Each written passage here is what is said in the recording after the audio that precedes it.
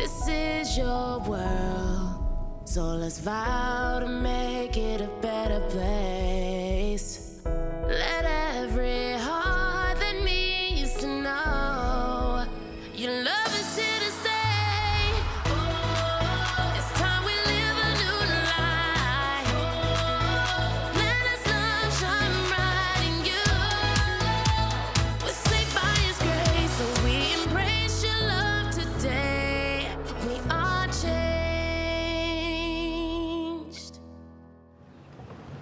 If you have your Bibles, go with me to the book of 1 Peter chapter 5. 1 Peter chapter 5.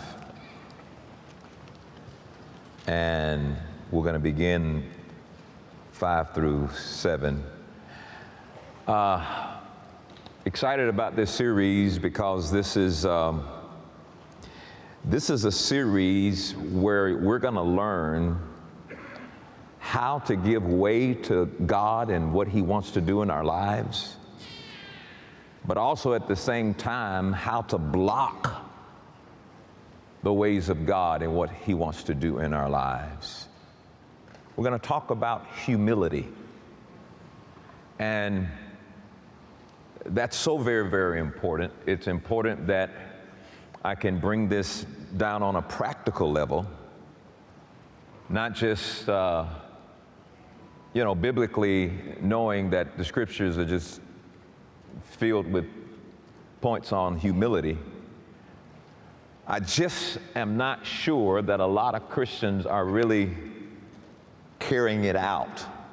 I don't want it to become a buzzword, something that we hear about, we know about, but we fail to execute, partly because maybe we just don't know it enough. Maybe we don't understand the practicality of it. But I do know that the grace of God will be released upon those who are humble. And I do understand that at the end of the day, the opposite of humility is going to be arrogance and pride. Now, nobody in here is going to jump up and declare, well, I'm arrogant.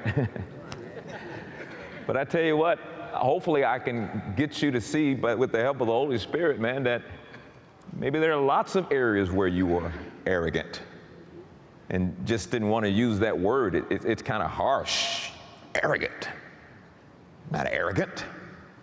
But we have to understand humility for your sake, for God's sake, and for the sake of other people that are in your life.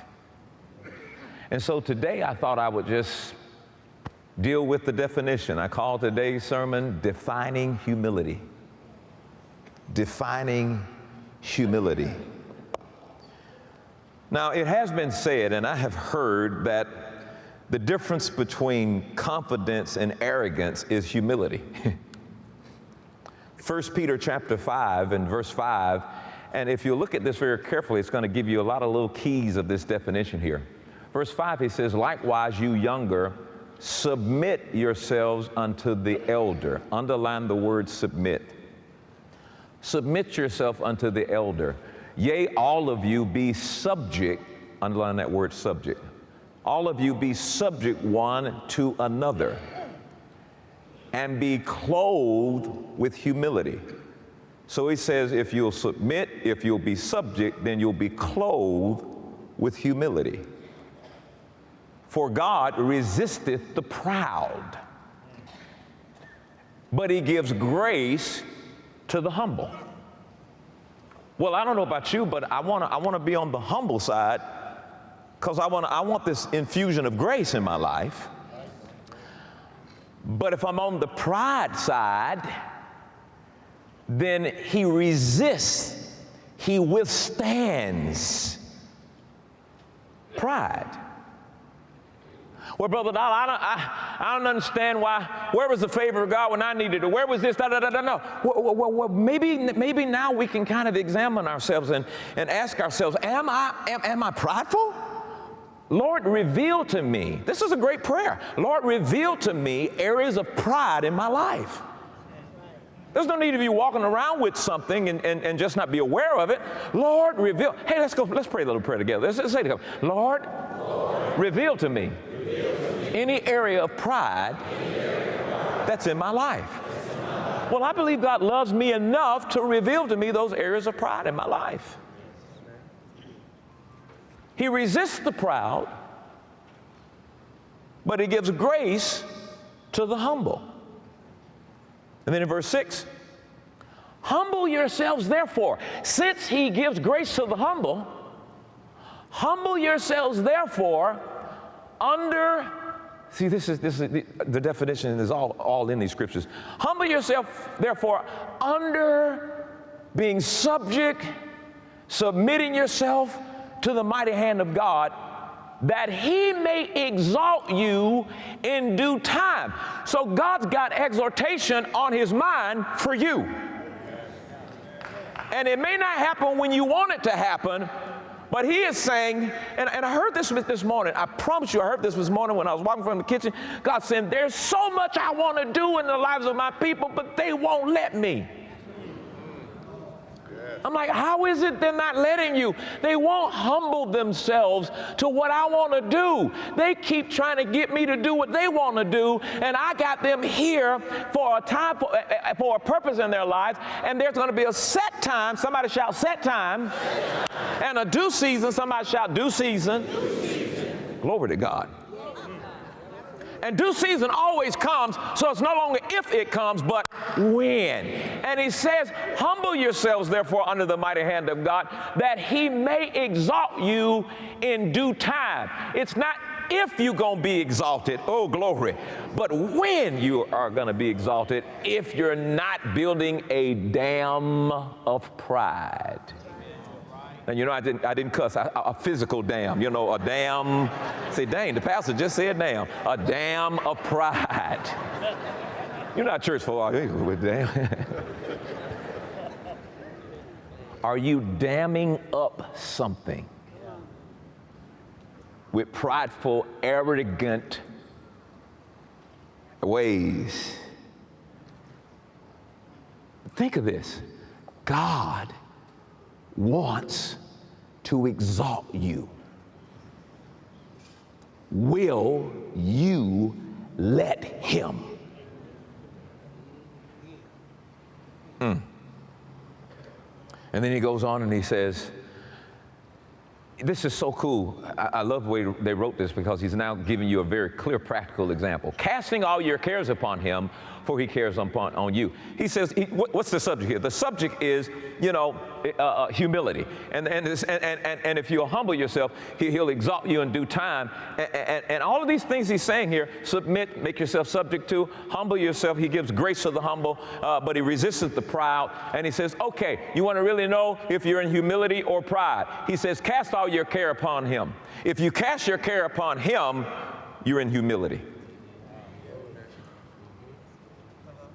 But if you keep walking around with cares, listen to this, you're in pride. Because you're not submitting yourself to him. You're not making yourself subject to him.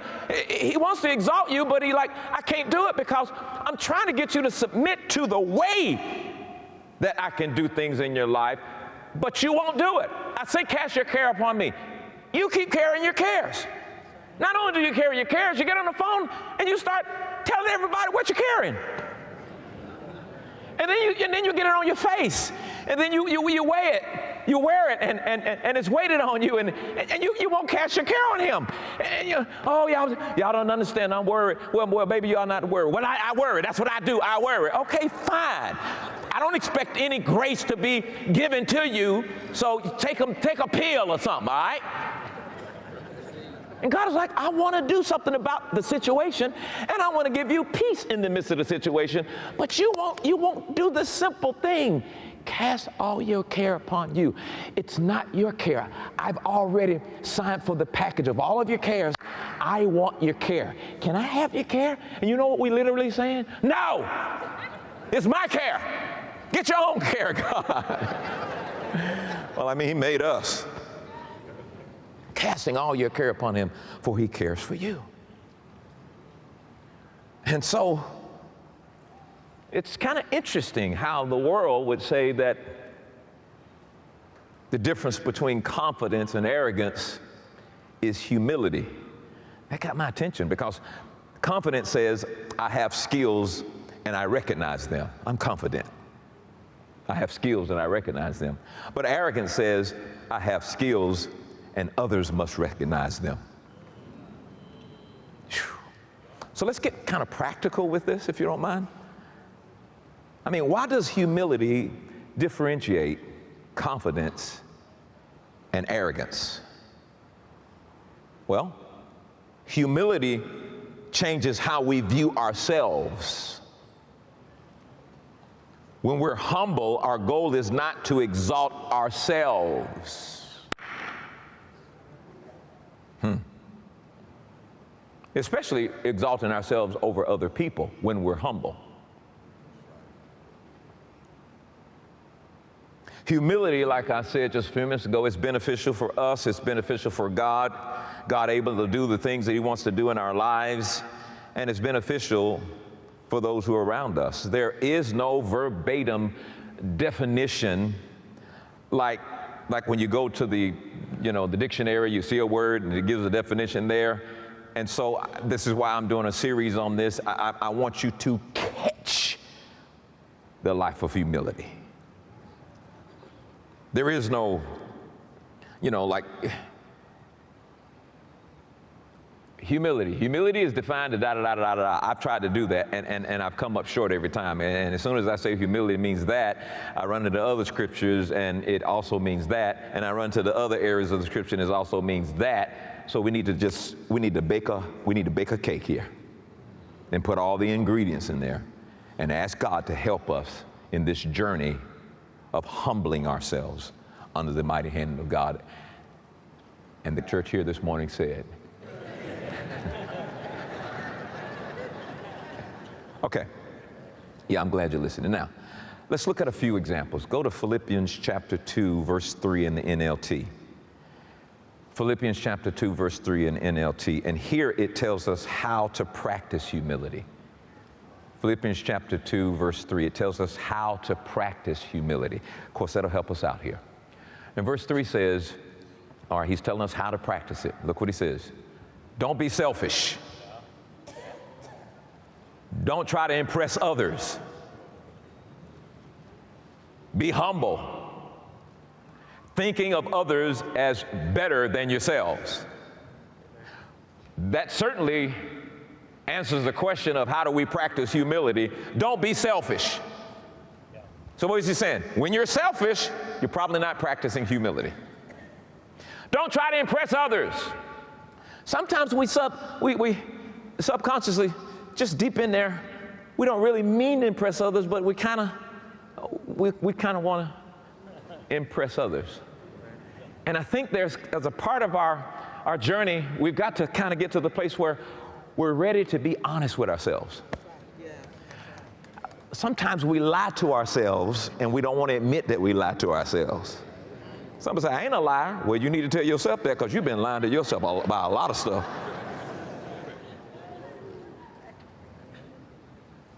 Don't try to impress others. You value yourself enough. Don't try to impress others. Think of others as better than yourself. So if I were you, I would take this verse of scripture and I put this in my life notes and I kind of say, Lord, help me to see this today. Am I selfish today? Was that a selfish act? Help me to point these things out. Because as I begin to learn how to practice humility, I'm also going to see favorable response come my way. Not that I'm earning it more than I might be blocking it. Be humble. Be humble by not being selfish. Be humble by not trying to impress others. Be humble by not the way that you're treating other people. And I remember the first time I was invited to this meeting, and all of these big name people there, both preachers and politicians, they were just like, it was like, whoa, And my first thought was, okay, how do I carry myself in the midst of this, Lord? And he really spoke to me. One time he told me to learn the vocabulary of silence, because you got to be careful. If your mouth is moving all the time, it may eventually say some things that are going to be prideful. But he just said, well, humble yourself. I'm like, I don't even know what that looks like. I mean, for a long time, people used to even say it different ways. Humble yourself, humble yourself. I don't even know what that looks like. I mean, I never could understand the humble part, and I guess it's all right, whatever, but I'm just like, what does that look like? Just don't try to exalt yourself. Be cool. And I'm telling you, if I were to tell you just that room and who was there, and so I humbled myself. And the first thing I did is I went to the very back of the room. There were chairs there. There were limited chairs there. And I decided anybody who needs that chair can have that chair. I'm gonna stand up. And so I stood there, and after I finished, the guy who was hosting the meeting, who everybody in the world knows this guy, everybody, and his assistant came and got me, and he said, Brother Don, could you come here? Such and so wants you to sit right by him. I'm like, he know me? The first thing I thought about was, it was an act of humility that immediately resulted into exhortation. You don't walk up in the room demanding folks or somebody because you think you all that and you're not really all that. I want to go that route. I want to go the route of humility to be exalted versus trying to exalt myself. If you understand that, say amen. Now let's look at this one, Psalms 25:9 in the NLT. Psalms 25:9 in the NLT. So now here we're going to see how God blesses the humble. This is so cool, verse 9. He says, he leads the humble. I love this. This is a blessing. He leads the humble in doing right, teaching them his way. He will teach you his way. That's wisdom. I need to know God's way. The things that come up in life, that what could happen if you knew his way? How would he handle this? How would he approach this? How would he deal with this? And he says, for the humble man, I'll show you my way. That's what wisdom is. Wisdom is knowing what to do when you don't know what to do. But humility postures you. The humility posture puts you in a place where God says, I'm going to bless you. I'm going to teach you my way. Good. Good. Ooh, boy. The life of humility. Say out loud, I'm a humble person. Boy, you getting ready to go somewhere. You getting ready to be exalted. Ain't no telling what. I mean, just by the day, this coming into your system. And this is the reason why I love our church so much. At the beginning of every series, you're intense. I can't even get you to say yabba dabba do. You're like, all right, leave me alone, Rem. I'm working on something here. I'm thinking, I'm trying to locate myself in this sermon you preaching. I ain't got time to be hollering at you now. You know, that's your own insecurities if you need somebody to holler at you. Hey, I get it, because you're hungry to understand what you need to do in order to start walking in God's best. All right, that's number 3. Let's look at this third example. Number 3 shows us the posture and the position of humility. Matthew chapter 5, verse 3 in the NLT. Matthew 5, verse 3 in the NLT. Oh, praise God. Oh, thank you, Jesus. I'm getting kind of fired up here. It goes back to the quickest way to be on top is to start off on bottom. And that doesn't make sense to the world. I ain't starting off on bottom. And that's why you never get started on that. The only man that starts off at the top is a guy who's digging a hole.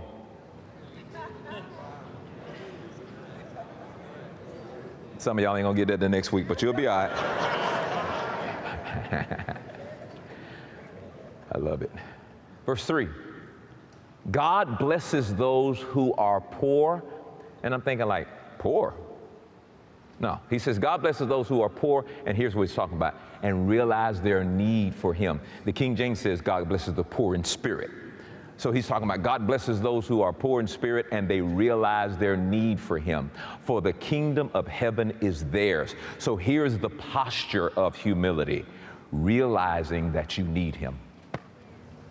And that by itself, that total dependence on God, this is where we're going again, that total dependence on God, realizing that you need him, will give birth to humility in your life. I tell you, when I wake up in the morning, I need him today. When I go to bed at night, I need him. I need him. And when my head hits the pillow, it'll hit the pillow in peace, and my sleep will be sweet. I need him. Hallelujah. And there's so many people, so many Christians even, that don't think they need God. Like, been there, done that, know how to do it. God's got a million ways to get you out of debt in 1 week. He may not do the same thing the same way every time. I need him. I don't want to marry methods. I don't want to marry methods. I don't want to get to the point where I marry methods and I cause that method to become traditional. I want to walk with God on a day-to-day basis. And last week he told me to do it like this, but this week he told me to do something that I have never done before. Hallelujah. Hallelujah. And I say, Lord, why we didn't do it like we did last week? He said last week would have worked, but I want to show you the many wisdoms that I have. I want to show you the manifold wisdom that I have. Oh, glory to God. And he's showing me those manifold wisdom. Hallelujah. I don't know if you understand, but you are about to move to your next level. That's what it means to be exalted. And when you get there, you're not going to be able to pat yourself on the back saying, congratulations to you. You got to lift your hands up and give God the glory and the honor, because you know it was nobody but Jesus that brought you out of the pit and planted your feet on a solid ground and put a new song in your heart. I realize I need him. I need him every time I teach. I need him when I'm driving. We were on the way out, just going, around the corner, and Taffy said, hey, let's pray. Father, thank you that we're safe and no harm comes to us. I said, well, that's different. That's new. She said, no, people getting shot by going to the grocery store. We're not going to walk in fear on that. We're just gonna admit that we need Jesus to go to the grocery store with us now. See, before we didn't think we needed him, so we wouldn't bother him. But right now, I need him when I go to the grocery store. I need him when I'm riding on the expressway. I need him. Hallelujah. You remember that song, I need thee, oh, I need thee every hour. I need thee. Oh, bless me now. It's a blessing.